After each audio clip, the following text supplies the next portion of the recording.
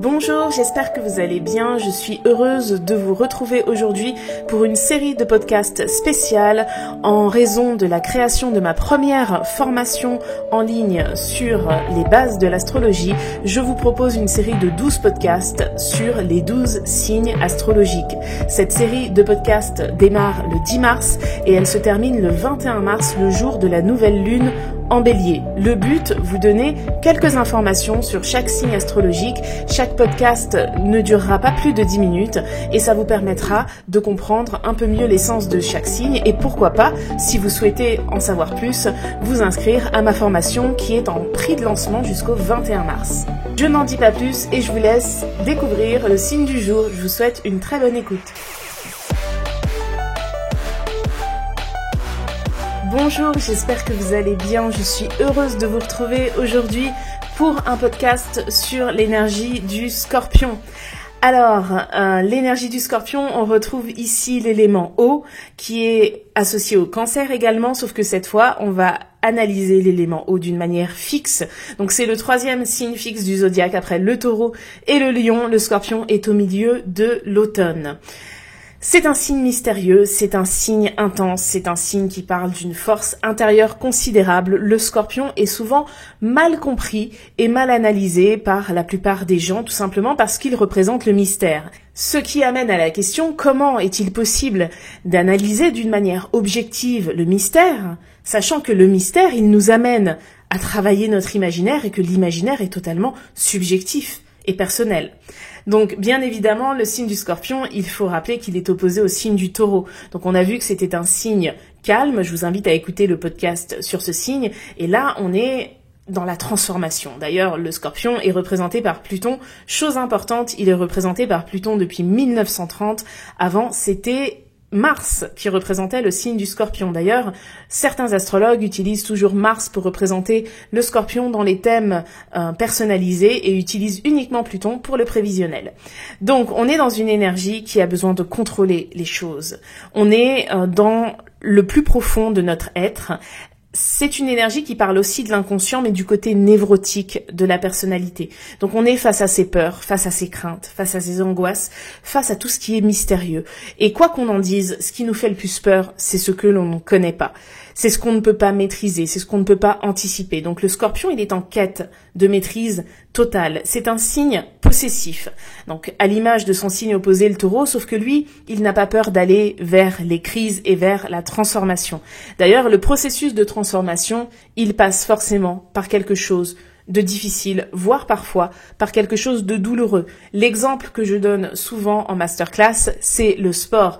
Vous avez envie de transformer votre corps pour perdre du poids, pour gagner en muscles. Vous allez être obligé d'aller à la salle de sport et de faire des exercices en portant des charges qui sont trop lourdes pour vous parce que ça va vous pousser à progresser. C'est ça qui va vous aider à faire gonfler vos muscles. Si vous portez des charges dans lesquelles vous êtes confortable, vous n'allez pas progresser. Donc la progression se fait par rapport à la transformation et la transformation prend source dans la difficulté. Donc c'est une énergie qui semble difficile. Parfois, on a tendance à dire que les personnes qui ont beaucoup cette énergie en elles sont complexes, sont parfois très mystérieuses, incompréhensibles, et c'est l'essence même de cette énergie. Par ailleurs, c'est une énergie loyale, c'est une énergie qui prend énormément les sentiments au sérieux. Donc il y a un côté très jaloux dans la relation amoureuse, c'est possible, un côté aussi qui peut être possessif, et il y a un besoin d'avoir du temps pour instaurer de la confiance. Parce que le Scorpion, c'est un signe qui est méfiant.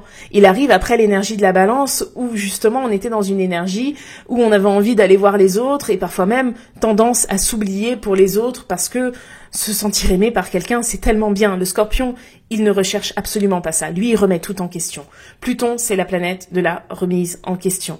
Donc c'est-à-dire que toutes les informations qui lui arrivent, elles sont traitées, analysées et après il se fait son propre jugement.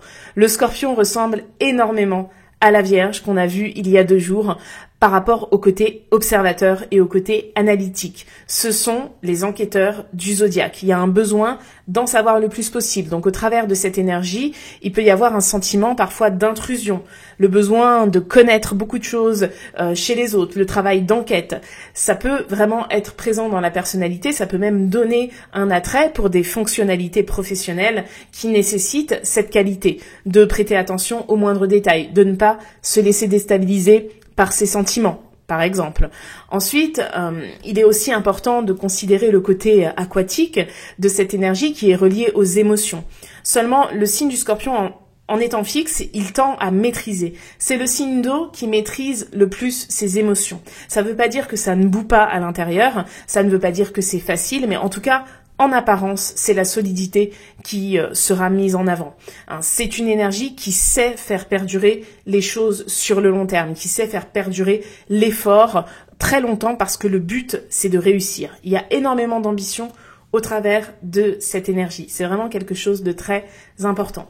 Donc, comme pour tous les signes, on va voir ce que c'est qu'une communication et un intellect Scorpion. Donc, par rapport à la description qu'on a vue, on se doute que le Scorpion, il n'est pas très bavard. Donc c'est une communication qui est assez similaire sur certains points à celle de la Vierge, donc très portée sur l'observation. C'est une énergie qui ne va pas facilement raconter ce qui se passe à l'intérieur à des personnes qu'elle ne connaît pas. Parfois même, à des personnes qu'elle connaît, ça peut prendre énormément de temps. Pourquoi ? Parce que il y a de la méfiance. Au niveau intellectuel, au niveau de l'apprentissage, apprendre d'une manière Scorpion, c'est apprendre d'une manière obstinée. C'est-à-dire, il n'est pas question de survoler les choses. Il n'est pas question de connaître à moitié un sujet. Si on se met dans quelque chose, on se met à fond dans ce quelque chose. Et donc, ça peut créer un côté obsessionnel. La paranoïa, c'est relié au signe du Scorpion. Il faut le savoir. Donc, ça peut vraiment créer une forme de névrose par rapport au fait d'apprendre, au fait de comprendre. Le côté complotiste de la personnalité est complètement associé au signe du Scorpion, clairement. Parce que c'est réfléchir d'une manière exacerbée pour trouver des explications à tout. Alors parfois, ça peut être une excellente qualité, surtout si on évolue dans un métier comme chercheur, mais parfois, ça peut conduire à des dérives. Comme tous les signes astrologiques, une communication Scorpion, dans son paroxysme, j'allais dire négatif, mais j'aime pas trop ce mot, mais dans son paroxysme malsain, ça peut être la dissimulation, le mensonge. C'est-à-dire que c'est une énergie qui veut qu'on en connaisse le moins sur elle. Donc parfois, pour cela, on peut user de la manipulation. Donc c'est quelque chose de vraiment de très prenant, d'intérieur et de psychique même, qui est relié à l'énergie du Scorpion. Donc comme pour tous les signes, le Scorpion il se divise en 3 décans. Je vous rappelle que le premier décan va du degré 0 au degré 9, le deuxième décan du degré 10 au degré 19 et le troisième décan du degré 20 au degré 29. Je le répète dans tous les podcasts, comme ça au moins ça rentrera. Donc le premier décan du Scorpion, il est accompagné par Mars. Mars, c'est la planète du Bélier et c'est l'ancienne planète du Scorpion. Une combinaison Mars-Pluton, on est dans une combativité qui est très très forte. Le fait d'avoir une direction, de se fixer un objectif et de tout faire pour l'atteindre. Dans les bons côtés, ça peut créer un leader très très fort et une personne qui réussit tout ce qu'elle entreprend. Dans les mauvais côtés, ça peut amener l'énergie Scorpion à vouloir bouffer tout sur son passage, à n'user d'aucune morale pour réussir. Dans le deuxième décan, on est avec le soleil, donc ça donne un côté lion. Le lion et le Scorpion sont tous les deux fixes, ils sont tous les deux au carré l'un de l'autre, donc en dissonance, et ça crée un besoin de créer.